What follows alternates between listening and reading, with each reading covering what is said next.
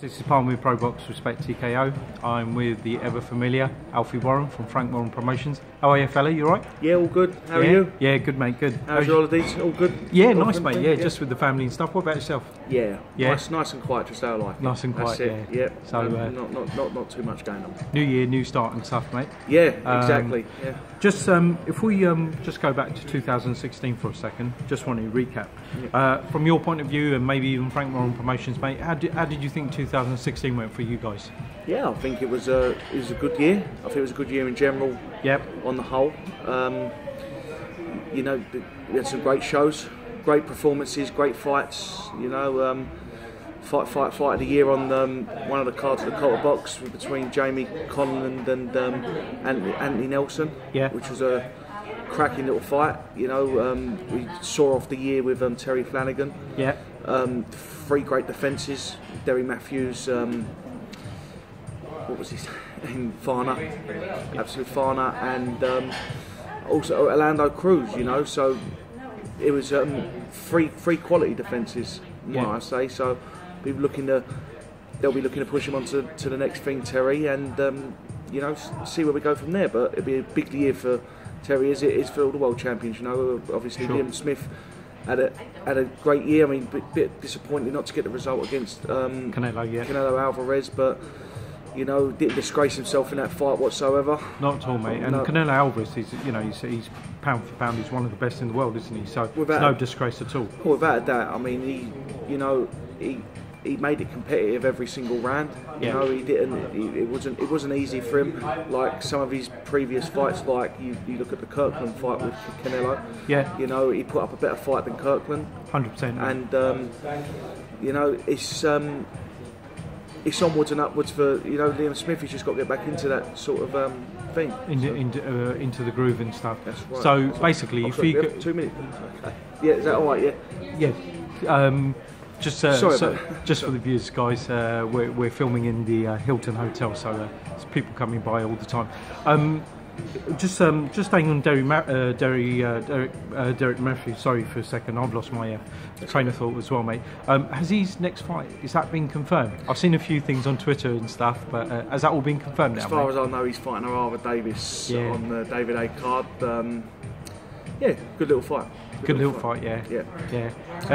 It's all some of the things that have been said, mate. Do you think it's just is a little bit of needle there, or do you think it's just a bit more to sort of build the fight up a little bit? Or do you know what? To be honest with you, I've heard about the needle. I don't know too much on it. Yeah. What's been going on? You know. So. I'm at the loop with that one anyway. But it seems to be. Yeah, seems to be a good little match-up. I mean, Arthur Davis is an upcoming fighter. He's a veteran, so yeah, just see how that pans out. Yeah, it's brewing up nicely anyway. In terms of some of the fights from last year, one of the ones that I think we probably agree with on 8th of October in Harrow, Jez Smith versus McGowan. One of the fights of the year. One of the fights of the year for 8-round fight. Up-and-coming fighters. Do you think there's potential, mate, for them to get it on together again? Yeah, definitely. Yeah. I think you're going to see that fight next year. Oh, next year, yeah. Oh, this year, sorry. This year, I was going to say. I'm thinking back in 2016. So 2017. Yes. Okay. All right. Yeah, I would imagine you'll be seeing that fight there. You know, people want to see that fight again. Yeah. It was a brilliant fight. It was refreshing to, you know, that's what boxing's all about. Yeah. Those sort of fights, you know, putting prospects in with each other. Even if Jez or McCauley loses, it's not the end of the world. They'd still learn their trade. They're going to learn more from those fights. They'll learn more from a loss than winning 5 on the bounce against average opposition. Absolutely, and then coming up against somebody top notch. So it's refreshing. You know, that's the one thing about up in Frank Warren Promotions. They have a habit of doing that, putting their prospects in, seeing, you know, what level people are at. We've seen it with Craig Evans and Tom Stalker. Yeah. We've seen it with, like you say, Macaulay McGowan and Jez Smith. Yeah. You know, so many times it's happened. Jack Catterall and Tom Stalker. You know, we're not too scared. We're not scared to do that. And you know what? Put those prospects in with them, and I tell you, they make out for great fights. Exactly. They always make out for fan-friendly fights, and you know, look at that. I mean, Tom Stalker, you know, bounced back from the Jack Catterall fight. I know he's lost against Craig Evans in a trilogy. Like them 3 fights are brilliant. Yeah, absolutely brilliant. You know, Craig had the upper hand on the last one, so you know, and he can still come back from this, Tom. You know, it's still not the end of the world for him. A loss ain't the end of the world, so you come back from it. So, well, I for one, just going back to Smith versus McGowan, I enjoyed that at the Harrow Leisure Centre, mate. That was an awesome show, and you know, let's look forward to round 2 for that one as well. Yeah. Just staying on some of the talented fighters you got, the young guys, Sanjeev Sahota, Sammy McNair, Liam Walsh, Prince Patel. Anything happening there with those guys? There's stuff happening. You know, Sanjeev and a couple of the other lads are out on the 24th in York Hall. Yeah.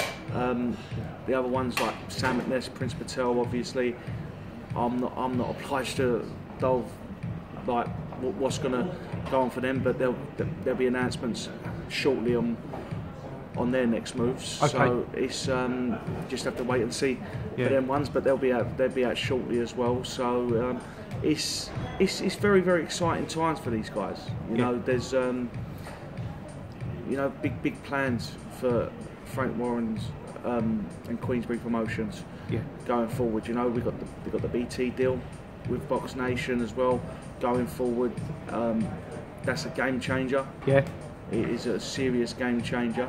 You know, I can see other promoters now give them a kick up the arse as well, and they can start making their quality fights, because it's all about competition now. Now there's a, as they say, a level playing field. So does that mean you'll be showing fights in conjunction with BT, mate, or they're just coming on board as a sponsor? No. There'll be fights shown live on BT Sport. That's the deal. It'll be BT Sport. As well as Box Nation? As well as Box Nation. Okay. Yeah. Okay, perfect. As well. You'll have to. There's a few interviews going in the ins and outs of the deals, but you'll have to ask my cousin George on that. On that score, anyway. I do know, but it's just such a long, drawn-out thing to explain. Well, hopefully we can get George out next time, so that'd be good, mate. But listen, shout out to all those young fighters. As you say, exciting times for them, Alfie. So I'm sure 2017 is going to be a big year for those guys. Last time we touched base, mate, was obviously Liam Smith versus Canelo. Yeah. Since then, we've had. It is a super fight, but in some ways it wasn't. Ward versus Kovalev. What did you make of that fight? I have watched it twice. I watched it twice back, because obviously you watch it the first time live, a bit tired watching it, obviously, a bit dreary. So sometimes I had Kovalev winning by 4 rounds on it. I really had Kovalev winning by 4 rounds. This is the first time I watched it. Yeah. Bit of a sleep and refreshing thing. I woke up and all that. People didn't. You see, when people, I just said I scored it 4 rounds. They were like, no, you're mad. So I thought, you know what, I'll watch it back again, see how it is. Commentary off as well, as always. Yes. Which I do when I watch the fights. Scored it again, new scorecard and all that, and I scored it 2 rounds by Kovalev. I actually had him winning just closer. But, you know, you got people screaming out robbery. I don't think it was a robbery. No. I just think it was a close contest. Yeah. And let's face it, it's how the judges saw it as well. And American judges sometimes do see it different from our British judges as well. Do you know what? Listen, it's the judges on the night. And, you know, listen, they can score a fight, they can see something that I can't see. You know, it was to say who's right or wrong. I mean, you get some of these fights that are blatant robberies that everyone's watching the same fight and you think this guy ain't. But in these sort of cases, this is why these super fights are brilliant. They're 2 evenly matched fighters. I think. Look, I've always said that Kovalev is quality. Everyone was saying he's not in Ward's class, well, he certainly proved that he was in Ward's class, and. He certainly proved that he was an elite fighter. Yeah. And, you know, I scored it close for Kovalev, but, you know, he got the nod, Andre Ward. I don't think there's no complaints. I just think it was a close fight. It was a close fight, yeah. That's it, yeah. To be honest, I really enjoyed the fight. Some people don't enjoy Ward's style. It's a bit similar to Mayweather, isn't it? It's defensive. Mayweather's second part of his career. Yeah, his second part. Yeah, the first part. He was amazing. It was brilliant. Yeah, he was brilliant. You know, he'd get stuck in. Funnily enough, and that's what I enjoy about boxing as well, mate. Everybody's got an opinion, and I gave it to Ward by 1 round. Well, like you say, listen, you score it differently, but no complaints either side. But no. You know, I'm not going to shout at. You know, these people are shouting out that it's a robbery. But I don't think it was a robbery, and then people are saying that Andre Ward won clearly. I don't think it was a robbery for Kovalev, but I don't think Andre Ward won it clearly. So that's where we are now. But like you say, it's brilliant because everyone was talking about it for about 3 weeks after the fight anyway, and that's what we want to hear and all that. But to say it was a robbery for Kovalev, even after 41, is it's ridiculous. No, and it's a difficult task because some people don't realise that judges don't actually sit. You know, at ground level, you're already looking 3-4 feet. When I sit at ringside, sometimes I see a fight differently until I watch it back on the TV. Yeah. You know, you see a completely different fight. Definitely. So it's like you say, it's how you see it. Definitely. On the day. Yeah. You know, it's just like football with a referee. They'll make a decision there and then. They'll look back on that. Oh, that was the wrong decision, that's the right decision, or something like that. It's just how you see it at the thing. But like, obviously we've had some dodgy scorecards recently as well, and I mean, there's no excuse for that. Yeah. But regards to fights like that, you know, I just think it wasn't scored bad at all. Yeah. So I look forward to the rematch. Yeah, 100%, mate. Before I move on to the fight, first fight of 2017, which was a cracker. Just quickly, bud. I met Huey Fury at Vinny Paz's movie premiere. Yep. Just asked him quickly how Tyson was doing, and he said, no, Tyson's well. He said he's fit. He said, and he'll be back in 2017.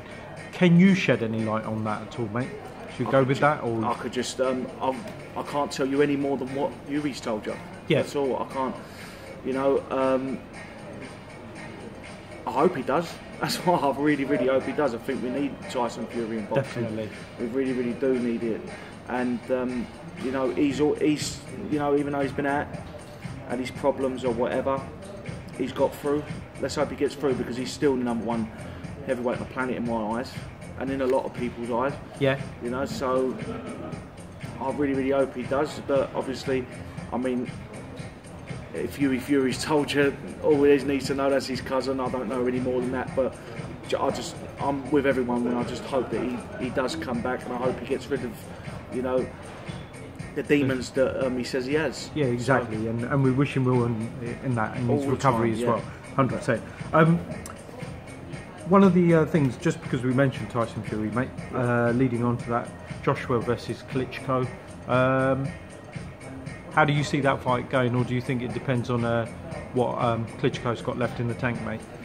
I think I'm not just saying it, you know. I mean, there's people on that side when Tyson Fury. It's a mad old game. This boxing, you know. I've got people that, you know, said when Tyson Fury beat Joshua. I mean, not Joshua. Sorry, when Tyson Fury beat Klitschko. Yeah. He's an old man. He's washed up. That's it. No, that's the end of Klitschko. As soon as Joshua gets announced to Klitschko, it's a belting fight, and all that. This is going to be the best Klitschko. You know, you can't have it both ways. You know, definitely. What it is. I really do seriously think that he shattered. I think he broke Klitschko's heart that night. Yeah. Tyson Fury, and it's sort of the same. I mean, it wasn't a beating, but it was a lesson, I think. Yeah. I don't think it was a beating with Vladimir Klitschko. Yeah. I think it could be even borderline like the Kawasaki and Lacey fight. Yeah. Like, never the same fighter after that. Yeah. Never the same fighter after being in such a dominant performance, obviously. Yeah. But, you know, Klitschko's been beat before, Klitschko's been knocked out before, and he's come back and he's reigned for 10 years. So 11 years, it depends on Klitschko's mentality and how he's going to approach this fight. Yeah. But, you know, if he is going to beat Joshua, he's going to. This is the time to beat him, I think. Yeah. Before he progresses on, but I just think that Joshua will beat him. Okay. I think Joshua might even stop him, but you know, let's see. Anyway, I totally agree with that, mate. But I actually personally thinking it's probably going to be a Josh. Probably maybe not a KO, straight KO, but I'm thinking probably stops him probably by about the 9th or 10th round. That's what I'm thinking. Moving on to 2017, buddy. How did you enjoy the weekend's fight, DeGale versus Badou Jack? Brilliant fight. Yeah. Really, really good fight, I thought. Again, I actually fell asleep for that. I couldn't keep my eyes open. I felt I'm getting too old now, so I can't. I just try to stay out for the main one. I always record it though, so I woke up in the morning. Don't look at your phone and all that. It was all spoilers and all that. So I knew when I go, don't look at my phone. Go straight in there. Flicked it back. Watched it. Same again. Commentary down. Piece of paper in front of me. Always scoring. I scored it a draw going into the last round. I actually scored it a draw going to the last round, so I had Badou Jack winning by 2 points because of the 10-8 round. Yeah, and you know, I had it boiled down to whoever wins this round wins the fight. So, but another Walden Kovalev fight, I don't think you could complain either way. I don't think you could complain about the draw. I don't think you could have complained if DeGale got the nod. I don't think you could complain if Jack got the nod. It was that much of a close fight. So, yeah. I mean, to be honest, again, me scoring the fight, I gave it to DeGale by 1 round. It was that sort of fight. It was that sort of fight, but like you said, no complaints. I think even put a post up. I said, look, a draw is a fair result. To be fair, the only thing again I felt is even though DeGale says it before every fight, yet again he seemed in the middle rounds he seemed to take his foot off the pedal, mate. Well, that's the thing. It's, you know, and didn't box smart at all, did he? He just got involved in a toe-to-toe, and not taking anything away from him. No. But it just seems to happen. Listen, he finds a way to get through it, I've got to say. Yeah. You know, he's only had 1 defeat from George Groves early on in his career. He finds a way to get through it, but you know, when you fight like that against top opposition, you're only going to ride your luck so much. Yeah. And that's the thing. I seriously think, even though, you know, he's just coming up to world level, if he would have fought the way he would have fought against Jack, and the way he would have fought against Butte, against Callum Smith would have stopped him, because he's got a lot more power than them Raw guys. Power, yeah, he's got more power than them guys. And yeah. Callum Smith's a great boxer. That's the thing you've got to realise. He's a great boxer. Yeah. You know, I think he's one of the best around at the moment. Yeah. But and even with our man, the man Jamie Cox. got, Jamie Cox. I mean, you know that I rate really highly. You know, with Jamie's got his head screwed on. You know, he could be he could beat these guys. Yeah. I think that he would beat Badou Jack on his day. I think he'd beat Shane DeGale on his day. You know, and I know that Frank and Queensbury, Jason, his manager, and you know John Costello, they're going to be pushing him on that. You know, there's been a lot of start-stopping with Jamie Cox as well. Yeah. You know, behind the scenes, and you know, in his personal life is well documented. But now is the time to push on. He's 30 years old, but you know, he's always in the gym. He's always fit. He's ready to go at a moment's notice. And, you know, he'll fight anyone. He will fight any world champion out there. And I seriously think he's going to get his shot this year. Yeah. But it's just a case, you know, these guys keep coming around an old ground, and everyone said, but his last fight, let's go back to his last fight, and that was not a very good performance. And you know, you've got to give Jamie the benefit of the doubt for that one. Yeah. Because there's been a frustrating time for him. He was supposed to fight over in Germany on the Oval Mackenzie Marker Hut bill. That fell apart, the whole show. We had to then fight the Cardiff show.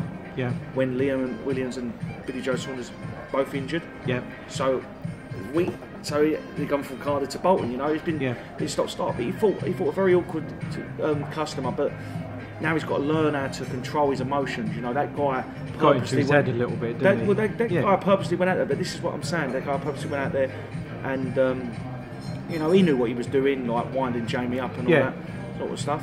And you know, it worked. Jamie lost his head. And you know, from a fan's point of view, everyone went, "Oh, it was good. It was an ugly fight."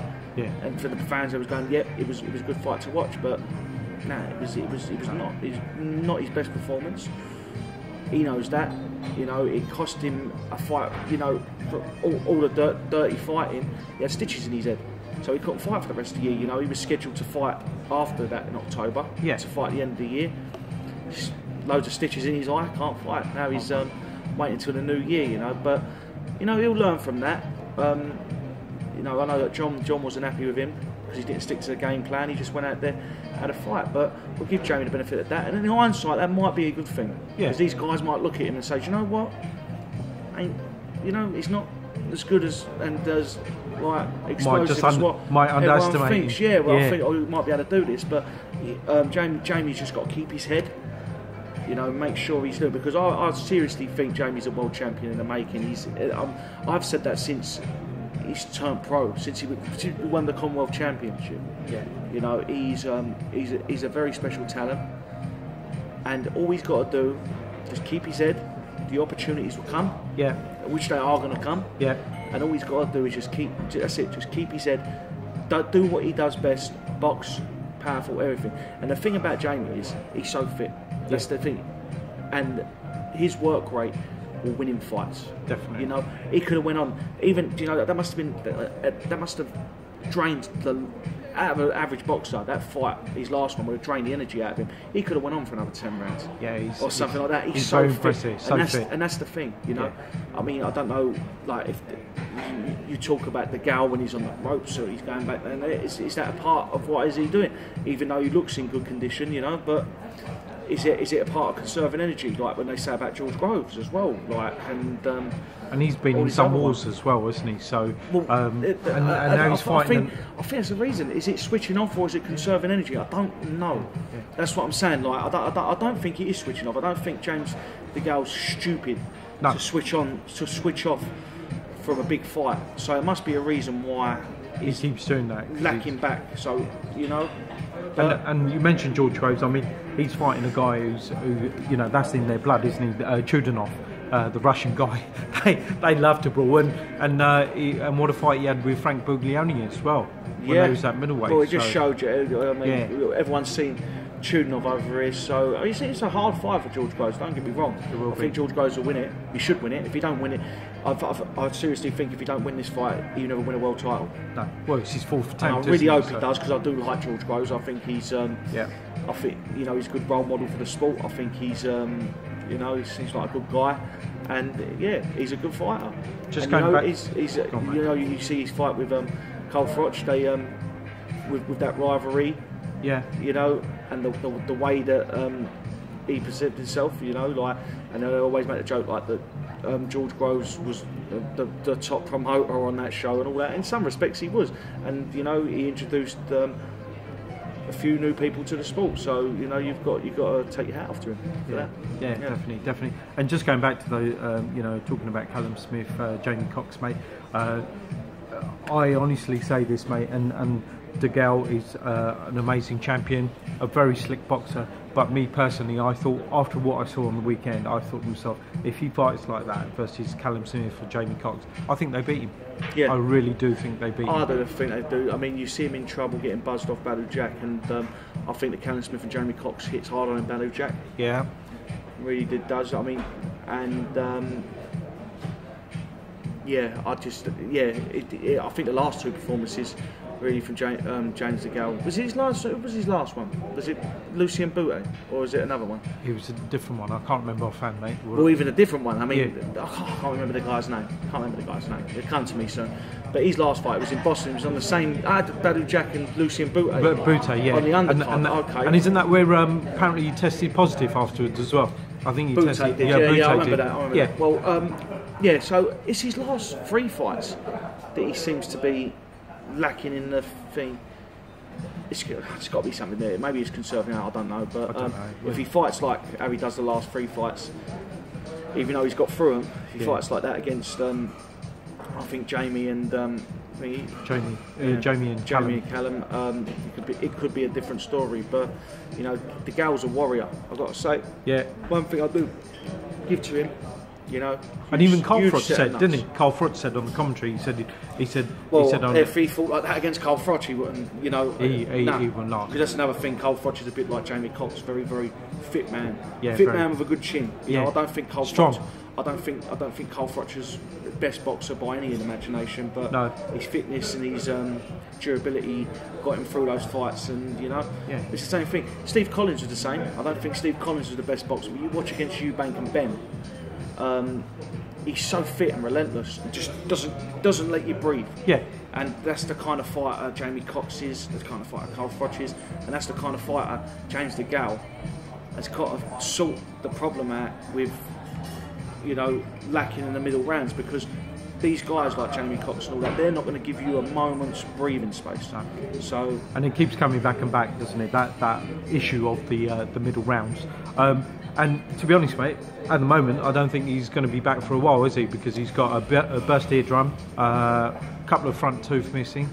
Yeah. So I don't think we're seeing him back for a while anyway. Well, so, you never know anyway. But like you say, regardless whether he's going to come down, there's more champions out there for our man Jamie to go and challenge for. So we'll just target one of them. Exactly. I think he's going to have to try and get himself into a mandatory position to do that, because you know these guys want to keep hold of their titles. Definitely. And you know Jamie's a huge threat.